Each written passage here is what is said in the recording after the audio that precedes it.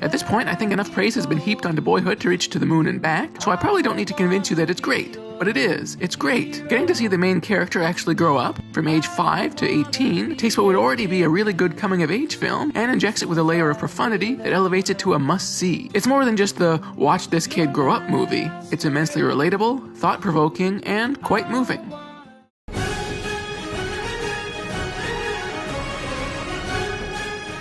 This is a movie that's very easy to dismiss. It is, after all, a cartoon with a number in its title. You'd be forgiven for not expecting much from it. But this is a surprisingly great film, and the rare sequel that surpasses the original. It absolutely nails that Pixar in its prime mix of humor, heartfelt drama, adventure, and memorable characterization. It's also one of the most exciting films I've seen in a while. Like with the first one, the dragon riding scenes are breathtaking, and there are some big battle sequences that are quite spectacular.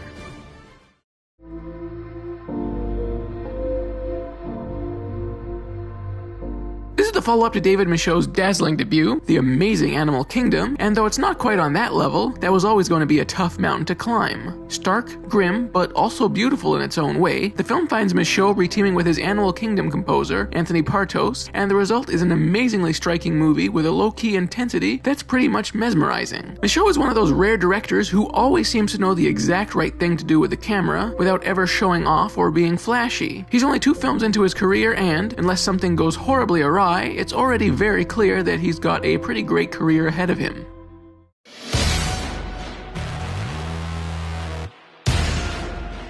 I know Keanu Reeves gets a lot of flack, but I like the guy. He might not have a ton of range, but he's good at what he does, and he has that ineffable movie star charisma that's really tough to come by. And he's quite good in John Wick, an action film that gets so much right, from the unique criminal underworld it portrays to, of course, the jaw-dropping action. First-time directors Chad Stahelski and David Leitch shoot the action perfectly. Most contemporary action directors tend to obscure action with lots of close-ups and quick cuts, but not these guys. They let the intricately choreographed mayhem unfold in impressively long takes, and it is glorious. The film has the most viscerally exciting gunplay this side of hard-boiled era John Woo.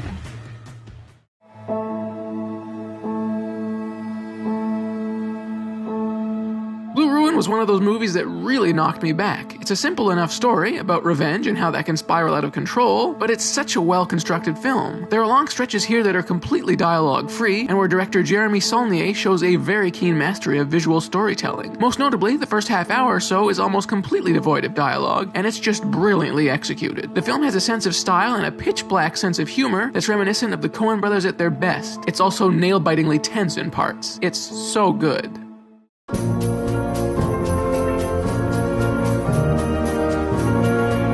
Wes Anderson. He's one of the more reliably great directors working today, and the Grand Budapest Hotel is no exception. Of course, Anderson's distinctively intricate style is as delightful as ever. He also injects the film with a ceaselessly moving, madcap energy that is quite unlike anything he's made before. It's a ton of fun, and very obviously the work of a man who has mastered his craft.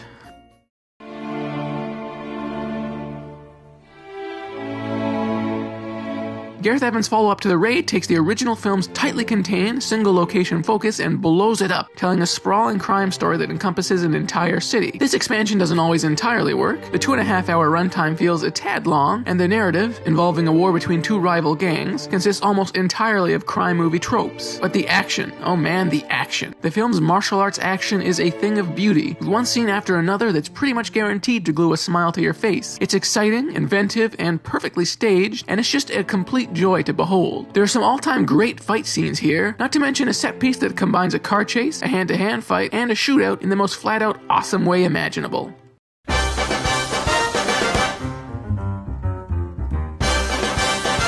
You wouldn't expect a movie about a jazz drummer to be as riveting and downright electrifying as Whiplash, but it's fairly clear that director Damien Chazelle has more than a few tricks up his sleeve. The direction here is pretty much perfect. It's stylish without being overbearing, perfectly paced and deliriously intense when it needs to be, and it allows the 2 main performances to really shine. In particular, J.K. Simmons, a character actor who rarely gets a chance at a meaty part like this one, gives what is easily one of the best performances of the year. And though Miles Teller is somewhat overshadowed by Simmons' commanding performance, he's practically as good. Watching his character's journey down down the rabbit hole of his relentless pursuit of greatness is captivating, and the film is just so amazingly intense. There are a handful of scenes here that were as electrifying as anything I've seen recently. The whole movie has an energy to it that's completely irresistible.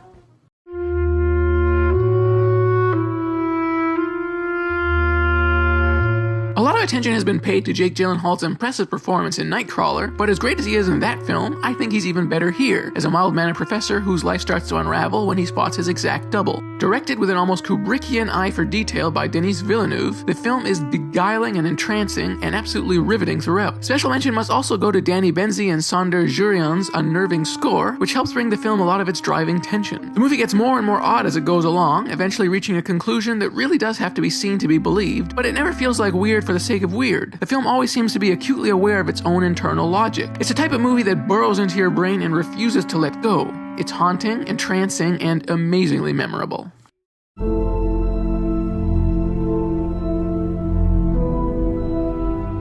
It's odd. Starting with the backlash to the praise of Inception, it's almost become a badge of honor for many on the internet to proclaim their intellectual superiority to Christopher Nolan and his films as loudly as they possibly can. I really do find this baffling, but I'll come right out and admit that I am a pretty big Nolan fanboy. I think he's probably the best director working on a big, blockbuster scale since Steven Spielberg in his prime. And Interstellar may just be my favorite of his films. Startlingly ambitious and awe-inspiringly grand, the film recalls 2001 in more ways than one, but has the breathless intensity of Nolan at his bombastic best. The propulsive score by frequent Nolan collaborator Hans Zimmer, the expansive IMAX cinematography by Hoyt van Hoytema, and the almost absurdly epic scope combine to create a dazzling sense of cinematic grandeur that really does have to be witnessed on the biggest screen imaginable. I don't care how good your home theater is. This is a film that absolutely demands to be seen in a movie theater. This is big screen, popcorn entertainment at its absolute best. And because I don't particularly feel like spending too much time or energy on the worst films of the year, here's my bottom 10 set to sad tuba music.